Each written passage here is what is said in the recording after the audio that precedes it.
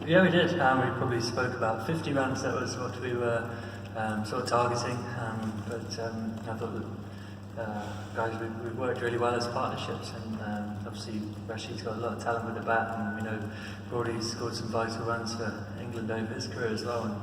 And we managed to get a really good partnership to gain a good first innings score. I remember that flurry of wickets tonight, particularly Coley's. I suppose it looks like he may be in charge of this game. Yeah, I think so. Obviously, the lead at the minute is quite healthy, and hopefully, if we can back up the performance today, tomorrow morning, we can be in a really strong position in the game. How important is Coley's wicket? Has it just been hard to get rid of? Yeah, it's obviously a massive wicket. He's one of the best players in the world. He's had an outstanding series. So anytime you create a chance or an umpire's call early on, it can go either way. They're huge moments for us against a guy of that quality. Back of the room.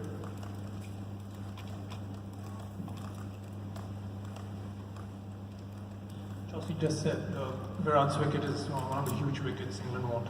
The duel between Anderson and Kohli has been one of the spectacles of the series. You are in the best seat behind the wickets. Could you talk about, sorry, not behind the wicket, but could you talk about from where you were, that first over when Anderson bowled to Kohli? The drama. Sorry? The drama, if you can tell. It's fantastic Test cricket. The Virat's one of the best players in the world, if not the best at the minute, and Jimmy's England's greatest ever bowler. So as a match-up for fans and players alike, it's awesome to watch. I think the two of them are immensely competitive and have had a great duel all through the series. I think Jimmy's been particularly unlucky. I think he's created some great chances and been very close, and it's been great to watch. Ali? I was actually on the same subject, but it's quite... I guess you don't care who takes the wickets as long as you get the wickets, but it is kind of weird that Jimmy hasn't got him so far, given that every other frontline bowler has, and especially with that tight LB early on as well. Can you make any sense of it? Well, if we could catch, he'd have a few. Gentleman here. Jos, you had a very immensely successful summer, scored over 500 runs. Could you just talk us through this entire summer, as well as what did you do differently to sort of have such a glorious run? Well, I think I found a nice balance and a good mentality about the game. I've got a good perspective and been practicing really well. I think that's been a good thing, and the consistency in preparation and probably the hunger to turn up and try hard again and continue good form. I think that's been a big thing for me this year in all formats of the game. John and George. Jos, you mentioned the umpire's call, Anderson, Kohli umpire's call. At the end of the over, Damascene seemed to speak to Anderson and got the captain Root involved. Is that a big deal? I didn't look at it. Showed probably a couple of words and that's about it. George? Does it feel like a breakthrough summer in Test cricket? And if it doesn't, can you reflect at all on maybe what you've learned and whether you do feel more confident? Of course you feel confident when you feel like you're contributing to the team and scoring runs. Confidence is one of the golden eggs really of any professional sport. So I've been really pleased with how it's gone so far since coming back, but like I said just before, it's been about being consistent and doing it again, more in the preparation side of things than actually in the middle. It's very aware of how things can change for the better or for the worse very quickly. So very much stay in the moment and continue to put the hard work in. Does that mean you'd be a bit reluctant to use words like breakthrough? I don't know if it's a breakthrough. I feel like I've played Test cricket before for a period of time, and there'd be times when you could say you had breakthrough innings before. So I wouldn't say a breakthrough or the second or third coming or whatever. So, I wouldn't say there's any sort of particular reason or a word to sum up that summer so far. I think I've just enjoyed my cricket.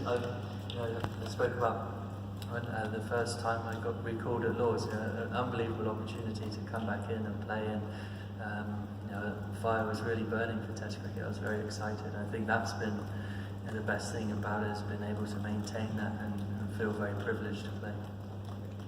Jonathan, and then we'll do Steph. Jos, yesterday evening, I guess, because of the match situation, you started quite cautiously. This morning you started quite cautiously, then you kind of went feral at the end a little bit. Is it just as easy as that? Just a click and then you move into a different mode? Or is it a more gradual process? And how easy is it to change gears like that? I think it's just you're trying to sum up the situation and play accordingly. I think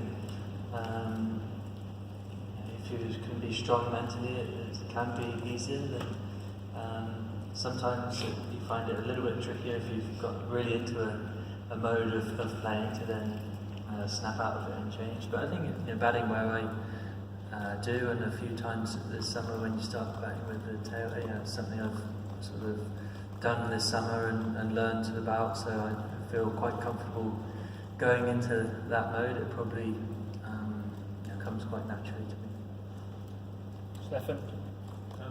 What did you make of the way that India dropped the field to you? The reason I ask that is because do you think the teams have got in the back of their minds what you've done in white ball game, maybe are a bit fearful about what you can do in Test cricket, and that gives you a little bit of an advantage?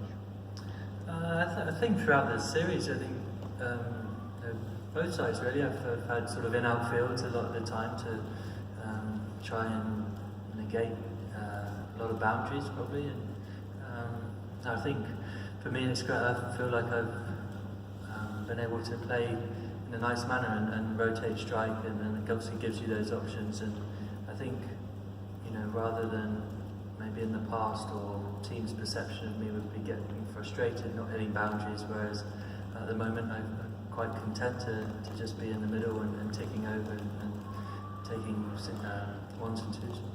We'll do Vish and then two more. Jos, you're obviously playing with a lot of restraint, as you specifically this summer. Are there any moments where you've defended or left the ball and quietly to yourself, well, that could have gone to set? Not really, actually. I think I've never really seen red ball cricket. People have said to me, "Oh, you should play the way you do in white ball cricket and red ball cricket." I've never really seen it like that. I've never felt comfortable to just go out and play shots. Certainly at times, and then for any batsman, you're always sort of reviewing your decision ball by ball, and of course for anyone there'll be times where you feel like, I could have hit that one, or you play a miss and feel I should have left that one. So you're always sort of evaluating at the time, but I've never seen it red ball cricket as going out and being, I think being very respectful of the situation and playing the situation accordingly. Just you've added several vital runs with the tail this series. What would you say has been key to that success? Do you give them more confidence? Do you make them feel comfortable? No, I think their own talent really. I think that's been a real strength for the side, is the all-rounders. Sam Curran scored lots of runs, really vital runs.